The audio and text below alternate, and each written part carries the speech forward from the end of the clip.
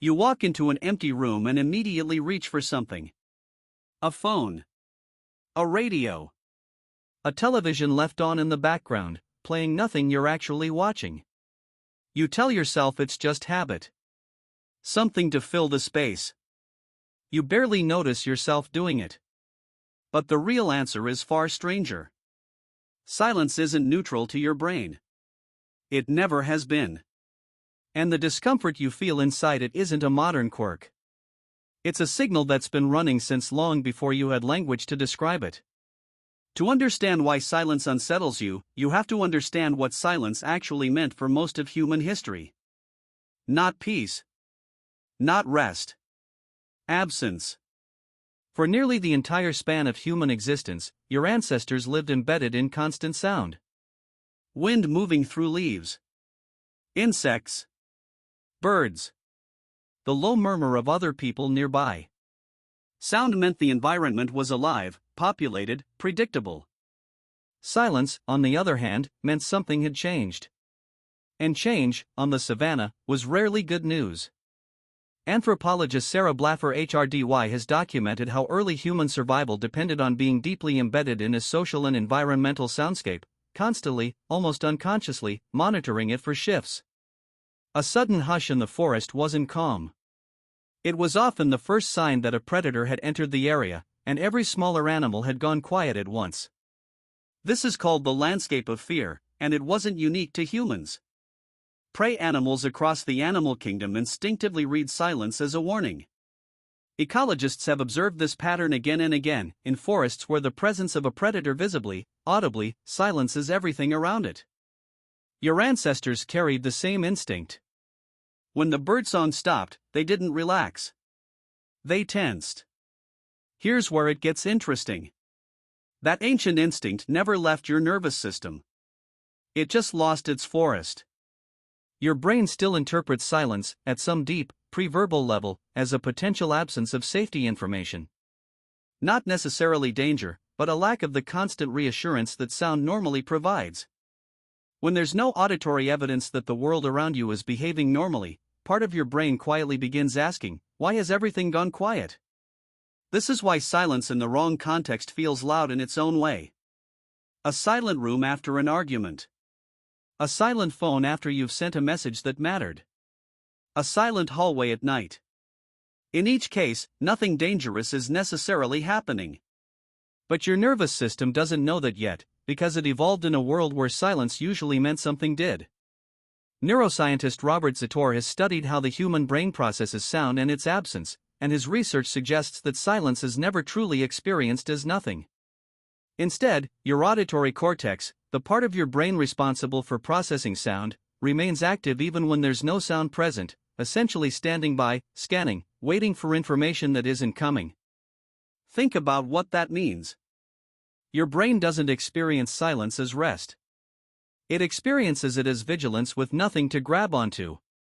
This helps explain something almost everyone has felt but rarely names directly. The specific discomfort of being alone with your own thoughts. Psychologist Timothy Wilson ran a striking study in which participants were left alone in a room with nothing to do except think, for as little as 6 to 15 minutes. No phones. No books. Just silence and their own mind. The results were remarkable. A significant number of participants found the experience so unpleasant that, when given the option, they chose to give themselves a mild electric shock rather than sit with their thoughts in silence. Not because the shock was pleasant. Because unstructured silence, for many people, is that aversive. Why would something so ordinary feel that intolerable? Because silence doesn't just remove external sound. It removes distraction from internal noise. Without sound to organize your attention outward, your mind turns inward, and what surfaces there isn't always comfortable. Unresolved worries. Unprocessed emotions. The parts of your day, or your life, you've been quietly avoiding. Your ancestors rarely experienced true silence for extended periods. Communities were loud. Nature was loud. Even sleep wasn't silent, surrounded by the breathing and shifting of a group. Constant background sound wasn't just informational. It was, in a very real sense, companionship, a continuous reminder that you were not alone. This is why isolation and silence are so often linked, psychologically, even when they're technically separate experiences. A silent room can feel like an empty one, even when you're the only person who was ever supposed to be in it. There's a modern twist to this ancient wiring. You now live in an environment engineered to never let you experience real silence for long. Notification sounds, background music, podcasts playing during chores. Some of this is genuine enjoyment.